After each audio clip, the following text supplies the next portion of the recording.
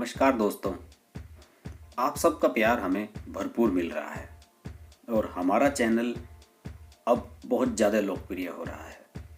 हमारे political reviews बहुत पसंद किए जा रहे हैं और हमारे जो सुनने वाले देखने वाले हैं वो लगातार हमसे डिमांड कर रहे हैं कि हम कुछ और पॉलिटिकल रिव्यूज़, कुछ और सीट्स के बारे में, किसी और स्टेट के बारे में भी आपको ज़रूर जानकारी दें। इसमें सबसे ज़्यादा डिमांड है हरियाणा की। हरियाणा की 10 लोकसभा सीटें हैं और इन 10 लोकसभा सीटों के बारे में हमारे बहुत सारे व्यूवर्स ने जानना चाहा है। कमेंट्स आए हैं, मेल्स आए हैं, मैसेजेस आए हैं। तो हरियाणा पर ये हमारा पहला वीडियो है और इसके बारे में मैं आपको बता दूं कि हरियाणा में इस बार भारतीय जनता पार्टी, जिसने कि ज़्यादातर सीटें पिछली बार जीत ली थी, 10 लोकसभा सीटें हैं यहाँ पर, और भाजपा ने 8 पर लड़ा था चुनाव और 7 जीती थी उनमें से। पिछली बार भाजपा यहाँ गठबंधन में गई थी और उनका गठबंधन यहाँ पे हुआ था यहाँ की लोकल पार्टी हरियाणा जनहित कांग्रेस के साथ। हरियाणा जनहित कांग्रेस के साथ गठबंधन होने के बाद ये तय हुआ था कि 8 सीटों पर भाजपा और 2 सीटों पे हरियाणा जनहित कांग्रेस लड़ी थी। तो अब स्थिति ये बन रही है कि भारतीय जनता पार्टी इस बार अकेले जाने की यहाँ पर तैयारी कर रही है और उसे फुल कॉन्फिडेंस है कि मनोहर लाल खट्टर की जो सरकार यहाँ पे प्रदेश में चल रही है उसका कामकाज पसंद किया जा रहा है, इसलिए उसकी परफॉर्मेंस इस बार यहाँ बढ़िया रहेगी। लेकिन इसके लिए एक भाजपा ने स्ट्रेटेजिक बदलाव किया है। एक नई रणनीति यहाँ के बारे में अपनाई गई है। सुनने में आ रहा है कि यहाँ कुछ बड़े बड़े चेहरों को लाने की तैयारी की जा रही है। कई सीटों पर यहाँ टिकट बदले जा रहे हैं। आपको बता दूं कि यहाँ पर 10 लोकसभा सीटें हैं, उनमें अम्बाला की रिजर्व सीट है।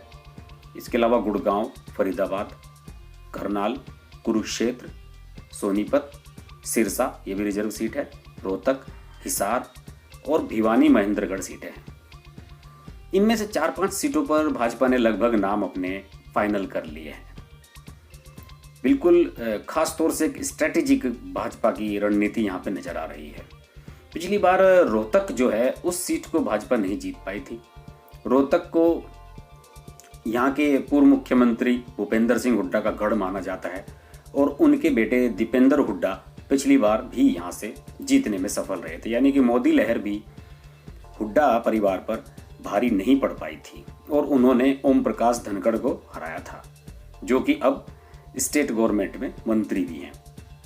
सुनने में यह आ रहा है कि पहले यहाँ पर तैयारी की जा रही थी कि क्रिकेटर वीरेंद्र सहवाग को लड़ाया जाए, लेकिन वीरेंद्र सहवाग की तरफ से अभी कोई रिस्पॉन्स पार्टी को नहीं मिला है। हालांकि उनका रुझान भाजपा की तरफ बताया जा रहा है, लेकिन ये भी सुनने में आ रहा है कि वो अभी राजनीति में इंटरेस्टेड नहीं है। ऐसे में भाजपा ने उनके विकल्प भी तलाशे हैं। जानकारी मिल रही है कि पूर्व सेनाध्यक्ष दलबीर सिंह सुहाग, उन्हें रोहतक से लड़ाया जा सकता है। वे हरियाणा के ही हैं और क्षेत्र में उनकी जान पहचान है और कुछ महीने पहले भाजपा के अध्यक्ष अमित शाह उनसे मिले भी थे। उसकी फ़ोटो भी आपने सोशल मीडिया पे और अखबारों में देखी होगी और ये पूरी चर्चा है कि दलबीर सिंह सुहाग को रोहतक से टिकट दे सकती है भारतीय जनता पार्टी। इसके अलावा एक और सैन्य अधिकारी को यहाँ लाने की तैयारी है। वो हैं पूर्व सेनाध्यक्ष VK Singh, general VK Singh, जो कि गाजियाबाद से सांसद हैं, वर्तमान में केंद्रीय मंत्री भी हैं और वे भिवानी क्षेत्र जो है वहाँ की उनकी जन्मस्थली है। उन्हें भिवानी महेंद्रगढ़ जो सीट है लोकसभा की, उससे मैदान में उतारने की तैयारी है। जानकारी मिल रही है कि गाजियाबाद से जो है वो कवि कुमार विश्वास चुनाव लड़ेंगे और वीके सिंह को यहाँ पर शिफ्ट किया जा सकता है। इसके अलावा करनाल लोकसभा सीट के बारे में भी एक बड़ी खबर आ रही है। यहाँ से केंद्रीय मंत्री श्रीमती मेनका गांधी को लड़ाने की योजना बना रही है भारतीय जनता पार्टी। मेनका गांधी हमेशा उत्तर प्रदेश की पीलीभीत सीट से लड़ती रही हैं, लेकिन ये जानकारी मिली है कि मेनका गांधी जो है उनके परनाना का भी करनाल में रहा करते थे और उनका यहाँ से कनेक्शन है, वो वहाँ की बेटी हैं। तो हो सकता है कि मेनका गांधी को करनाल से लड़ाया जाए और पीलीभीत से इस बार उनके बेटे वरुण को लड़ाया जाए, जो कि अब तक सुल्तानपुर से लड़ते रहे हैं। ये भी एक बड़ी खबर हरियाणा के बारे में आ रही है। इसके अलावा सिरसा की जो सुरक्षित सीट है उससे एक्स IRS राजस्व अधिकारी हैं सुनीता दुग्गल, उनकी चर्चा जोर शोर से है। सुनीता दुग्गल की चर्चा पिछली बार भी थी, लेकिन चूंकि पिछली बार भाजपा गठबंधन में गई थी हरियाणा जनहित कांग्रेस के साथ, तो ये सीट भाजपा को नहीं मिल पाई थी। और सुनीता दुग्गल जो है वो भाजपा में मिलती रहती हैं। अभी कुछ दिनों पहले आपने सोशल मीडिया पर अमित शाह के जन्मदिन की बधाई देते हुए उनके फोटो भी देखे होंगे। पूरी चर्चाएं, अच्छी वक्ता हैं, एक्टिव हैं और पूर्व अधिकारी हैं। तो हो सकता है कि उन्हें यहाँ से सिरसा सुरक्षित सीट से टिकट दिया जाए।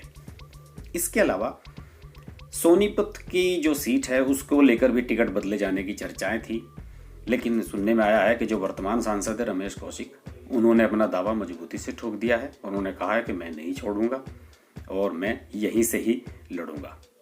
तो बहरहाल फिलहाल हमारे पास जो जानकारी जिन सीटों की है उनके बारे में हमने आपको बताया। हरियाणा पर हम जल्द ही अपना दूसरा वीडियो भी लेके आएंगे। आप हमसे जुड़े रहिए, देखते रहिए अर्श की बात। हमारे चैनल को सब्सक्राइब करें। अगर आपको अच्छा लग रहा है तो दूसरे दोस्तों से भी कहें कि वो इसे सब्सक्राइब करें और नोटिफिकेशंस के लिए बेल आइकन जरूर प्रेस कर दें और वीडियो हमारी अच्छे लगे तो उसे लाइक भी जरूर करें। देखते रहिए हर्ष की बात। नमस्कार। अगर आपको हमारी वीडियो पसंद आई तो हमारा चैनल हर्ष की बात सब्सक्राइब करें और नोटिफिकेशंस के लिए बेल आइकन प्रेस करें।